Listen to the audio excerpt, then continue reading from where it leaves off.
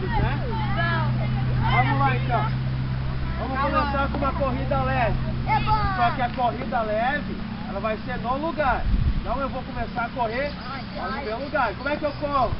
Mexendo. Vai pulando, Vitória.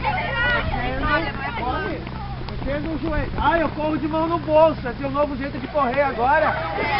Então como é que meus braços fazem? Como é que os meus braços fazem? No lugar, Lipe. No lugar, Lipe. Vamos lá. 1, 2, 1, 2, 1, 2. Vai, Maricelinho.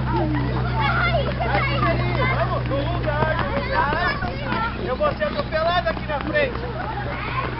Vamos, Charlinho. Vamos,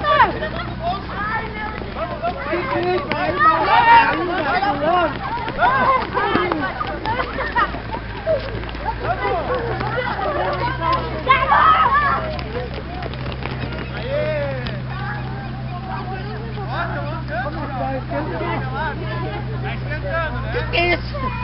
Volta um pouquinho pra trás. Toma a distância de novo. Tá bom, né? Tá esquentando. Tá bom. Vamos lá. Até o pé já esquentou. Já tô com sede. Vamos lá, vamos continuar agora. Todo mundo sabe o que é polichinelo? Calma. Quais são as minhas duas posições principais? Todo fechado, né? E depois eu aberto e não batendo em cima, né? Abre a perna, Vitória. Vamos lá. Fecha de novo. Mão colada aqui nas pernas. Vamos lá. 1 e 2. Posição 1, posição 2. Certo? Abre a perna. Vamos lá.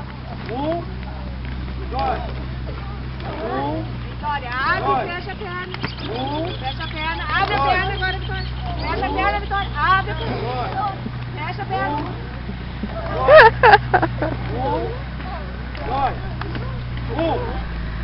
1. Pegaram 1 e 2 devagarinho?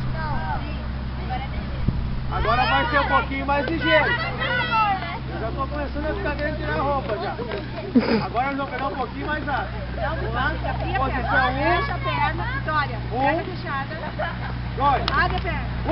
Fecha a perna. Dois. Abre a perna. Fecha a perna. Abre a 2. perna. 1. 2. Vamos lá agora. Sem eu contar.